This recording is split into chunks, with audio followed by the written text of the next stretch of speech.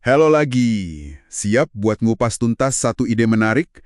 Kali ini kita ambil dari buku klasik manajemen nih, The Rules of Management-nya Richard Templar.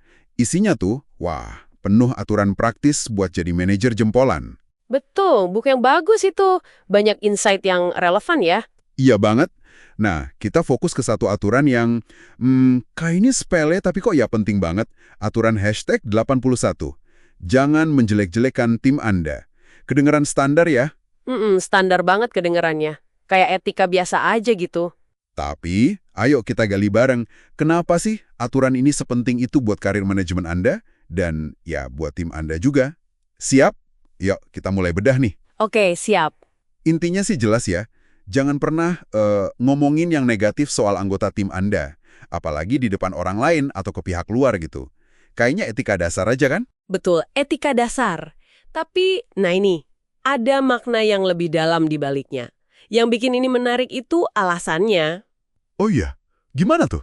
Sumber kita ini ngingetin kalau, namanya kerja bareng orang ya, pasti ada aja kesalahan, masalah, atau mungkin anggota tim yang kadang performanya kurang gitu.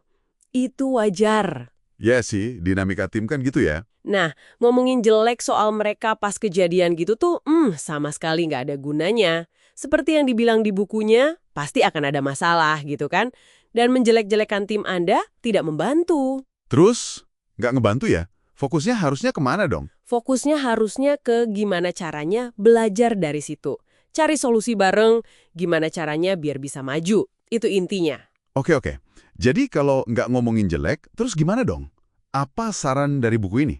Justru sebaliknya, rayakan keberhasilan tim. Secara terbuka loh ya. Oh, rayakan ya? Iya, kasih pujian buat mereka yang kontribusinya nyata, yang bikin organisasi makin dekat sama tujuannya. Buku ini bilang penting untuk merayakan secara publik mereka yang menggerakkan organisasi lebih dekat pada pencapaian visi dan tujuan strategisnya. Wah, itu penting banget ya buat semangat. Banget. Mengakui kontribusi itu kayak bensin buat tim gitu, bikin mereka makin semangat. Nah, ini nih yang menurut saya, ya poin kuncinya. Kalau kita lihat gambaran besarnya, ngeritik tim di depan orang lain itu, wah, itu sama aja kayak ngeritik diri sendiri ya nggak sih? Persis, itu dia intinya, benar banget. Sumbernya bilang dengan cukup tajam ya. Jika Anda mengkritik tim Anda mengutuk diri sendiri. Mengutuk diri sendiri, wow. Dan mengakui secara publik bahwa Anda adalah manajer yang buruk. Itu kayak pengakuan terbuka kalau Anda sebagai manajer tuh gagal. Gagal dalam hal apa tuh? Ya, gagal rekrut orang yang pas mungkin, atau gagal ngasih pelatihan yang benar, atau ya gagal memimpin mereka dengan efektif gitu. Ujung-ujungnya Anda nunjukin kelemahan Anda sendiri ke semua orang. Kan malu juga ya. Bener juga. Kayak, kapten kapal yang nyalahin kapalnya pas nabrak karang gitu ya. Contoh bagus itu. Padahal kan itu jelas nunjukin si kapten yang ya nggak becus navigasinya.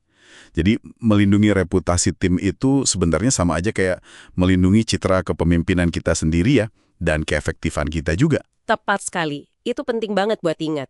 Coba deh Anda pikirin sebentar. Pernah nggak dengar ada manajer yang ngeluhin timnya ke orang lain? Sering sih kayaknya. Nah, Hmm? Nah, gimana kesan Anda soal manajer itu? Apa Anda jadi makin percaya gitu sama dia? kayaknya sih enggak ya. Malah jadi mikir, ini manajer kok nyalahin anak buahnya terus? Nah, kan, justru itu bisa ngerusak kepercayaan dan loyalitas tim ke dia. Belum lagi citra dia di mata orang lain, kolega atau atasan. Jadi bener-bener nggak ada untungnya. Apa nih yang paling klik buat Anda dari pemikiran ini? Yang paling klik itu ya koneksi antara reputasi tim dan reputasi manajer itu sendiri. Itu kuat banget sih. Tapi kadang suka ada dilema juga kan. Dilema gimana tuh? Gimana kalau misalnya performa satu atau dua orang di tim memang konsisten kurang bagus? Apa kita tetap nggak boleh ngomong apa-apa?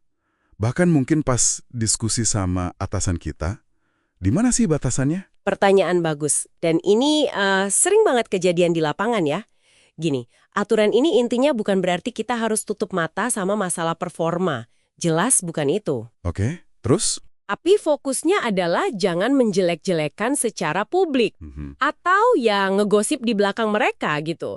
Kalau ada masalah performa yang nyata dan konsisten, ya itu harus ditangani. Caranya gimana? Caranya yang konstruktif, Oke. misalnya lewat feedback pribadi yang jelas dan terstruktur, atau sesi coaching, atau mungkin bikin rencana perbaikan kinerja bareng-bareng. Jadi lebih ke solusi ya, bukan cuma ngeluh. Betul, kalaupun perlu dibahas dengan atasan, ya sampaikan aja secara faktual, fokusnya ke dampak kekerjaan dan gimana solusinya, bukan sebagai keluhan personal atau ajang curhat yang isinya yang ngejatuhin anggota tim.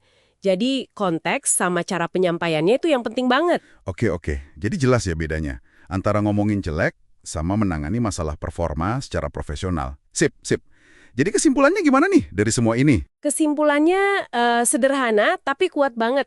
Jaga nama baik tim Anda itu investasi buat citra kepemimpinan Anda sendiri. Investasi ya? Iya, investasi. Hindari banget jebakan buat ngeluhin mereka, karena itu cuma bakal jadi bumerang buat Anda. Ini soal membangun budaya yang positif dan suportif, bukan soal menutupi masalah lo ya. Menarik banget. Ini benar-benar bikin kita mikir lebih jauh ya. Selain nggak ngomongin jelek, seberapa aktif sih Anda sebagai pendengar membangun reputasi tim Anda? Baik di dalam perusahaan maupun mungkin keluar? Nah, itu dia pertanyaan refleksi yang bagus buat Anda bawa pulang. Coba pikirin deh, tindakan spesifik apa yang bisa Anda lakukan minggu ini buat mengakui kontribusi anggota tim secara publik. Mungkin hal kecil aja ya? Bisa jadi hal kecil aja, tapi dampaknya bisa besar loh buat mereka. Gimana caranya Anda bisa jadi semacam sponsor positif buat tim Anda? Coba direnungkan ya.